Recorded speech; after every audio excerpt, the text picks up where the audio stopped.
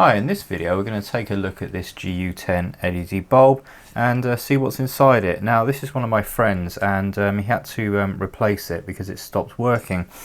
Now curiously, when I powered it up earlier just using some crocodile clips, it did seem to come on. So I'm not sure if it's sort of fixed itself by not being used for a while, or if it's a case that it's got an intermittent fault and it will sort of go off after sort of heating up or something. So I will just connect this up. Now I haven't got a lamp holder, so I'm going to use a couple crocodile clips. Do not do this yourself, this is quite dangerous, but like I say, I haven't got a lamp holder. If you are testing one of these yourself, make sure you've got a correct lamp holder for it. So we'll just connect that up and see if it still works. Yes, it does. It's not dimming, that's just the camera compensating there. So it seems to be fine. So I'm not quite sure why it stopped working before. That's interesting. So what we'll do is we'll take it apart and have a look, see if there's anything obvious. Otherwise it'll probably just have to be left on for a bit to see if it goes off after a period of time. But yeah, it wasn't working when he had it in his light fitting, and yeah, the light fitting was fine. He put a new bulb in and no problems at all. Right, so that's now safely disconnected. Now before I continue, just a thank you to my sponsor PCB Way. PCB Way's big Christmas sale is now on. You can get up to 70% off PCB prototype boards and assembly. They have loads of coupons available with a combined value of $410. So now is a great time to get your projects off the ground and order your prototype boards. Links are in the description below. So let's have a look at this bulb then. Like I say, it supposedly didn't work and now does. Now this seems to twist at the top, but it doesn't appear to be unscrewing. It just seems to be a bit loose. So let's grab a pair of tweezers and see if we can pop it off. It's very strange why it failed and then it started working again. Right, well these tweezers are cheapos off eBay, and yeah, that one has just literally bent just popping that bit of plastic off. So yeah, don't buy those. Anyway, so we've got our PCB here, 4 LEDs, we've got 3 screws there. So let's pop those screws out and see if we can dive any deeper. So I can only imagine that maybe this thing was overheating and shutting off, but he did say that he'd sort of turned it off and left it off overnight and put it back on the next day and it didn't work. So it's a bit bizarre as to why it's decided to start working now. So let's say we'll pop these screws out. I doubt there's going to be anything super obvious unless there's any sort of signs of burning on any of the components. Right, so they're quite long screws, those. So there's 3 of them. And I don't think I've got the best screwdriver bit on here. 2. Nice construction, these bulbs. They're fully aluminium, so apart from just the lens and plastic cap there, so good for taking the heat away. So it seems surprising if it has actually overheated and caused a problem.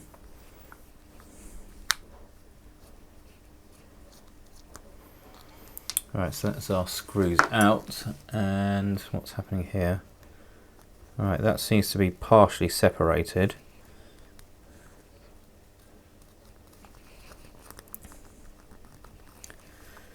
This might be a destructive teardown, even though it currently works. But we'll see. Does this board come out, or is that stuck?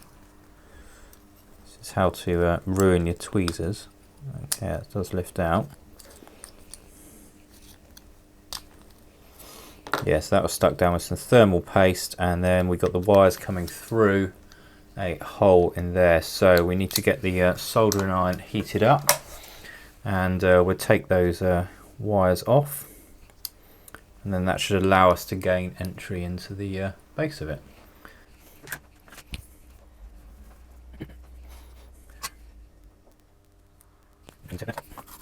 And we'll flow a little bit of solder on just to help bring the melting point down a bit.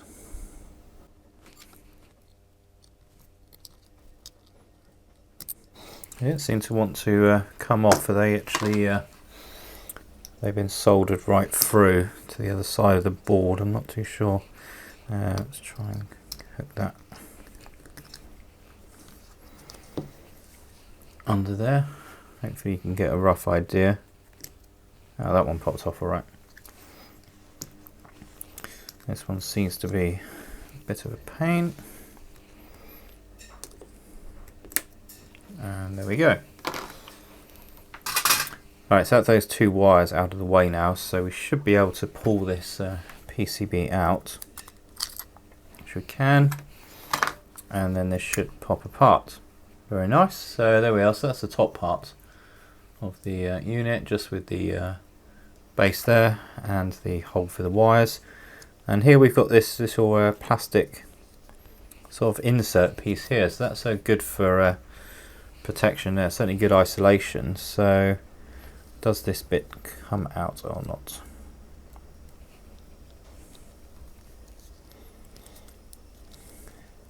Well, I did say this was all metal, but actually that's plastic. It's only the top part that is metal, so my apologies.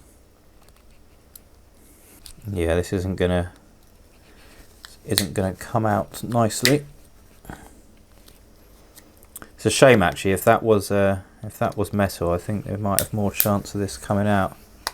But yeah, this is cracking the plastic. Alright, well that's got that bit out. So yeah, they've potted the whole thing. It's softish, but I don't think it's going to come out, to be honest with you.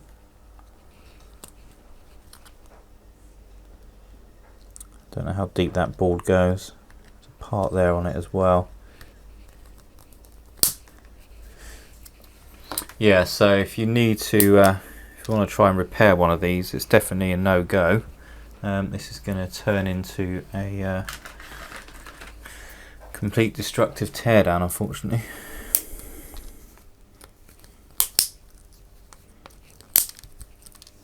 So I wonder if maybe that's the issue, that because they've potted it for giving it really good isolation and safety, it's the PCB has got too warm, and that's what started to go wrong.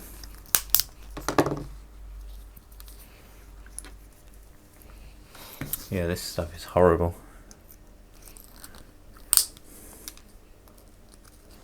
And this is the problem, unfortunately, with these LED lamps. I don't think this one's super old, you know, maybe a year or so, but you know, they give you sort of, oh, it's going to last 50,000 hours or whatever, and unfortunately very often the circuitry fails before anything else does, and of course you can't do anything about it. You just have to dispose of it and replace it, which is such a shame. Yeah, this really is a right mess. So we've got a little transformer there, so that seems to be separate from the PCB. No, that was connected to the PCB over here, but certainly isn't anymore. And yeah, it's just full to the brim with this potting stuff. I don't think we're going to get much more of this out, to be honest with you. It's really is stuck in there. Now they've probably got these have probably been crimped on for the wiring, so that makes it doubly hard. But yeah, this is really in here.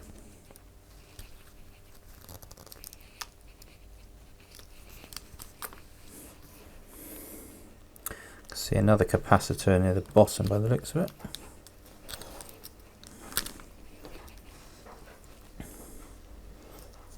Now this is a Dall brand. They are ones that B&Q sell, so kind of their own make as such. If you're in the UK, you'll be aware of B&Q, big DIY store. Now,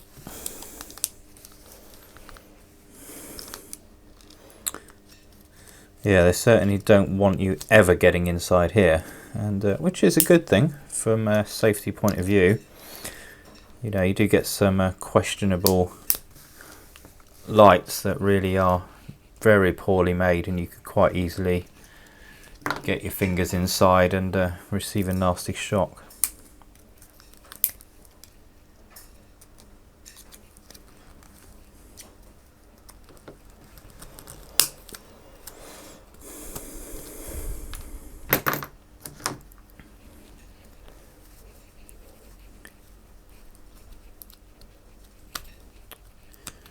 Oh, this is making a right mess.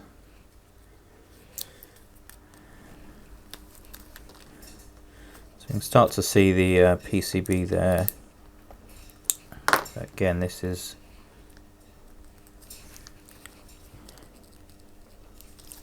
stuck right in there. You just literally breaking components off.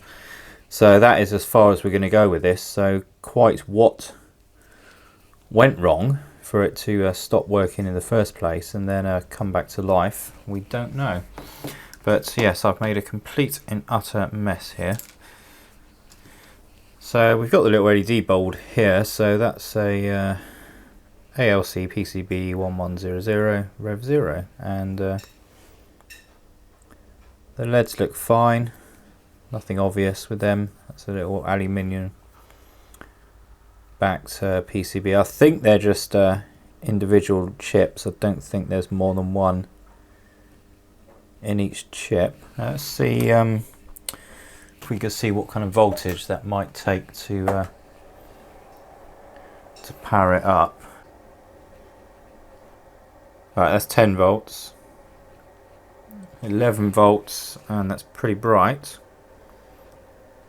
and that is drawing 36 milliamps. 12 volts, 163, 13, yeah, 13 volts. That's pretty hot, and that's drawing 317 milliamps.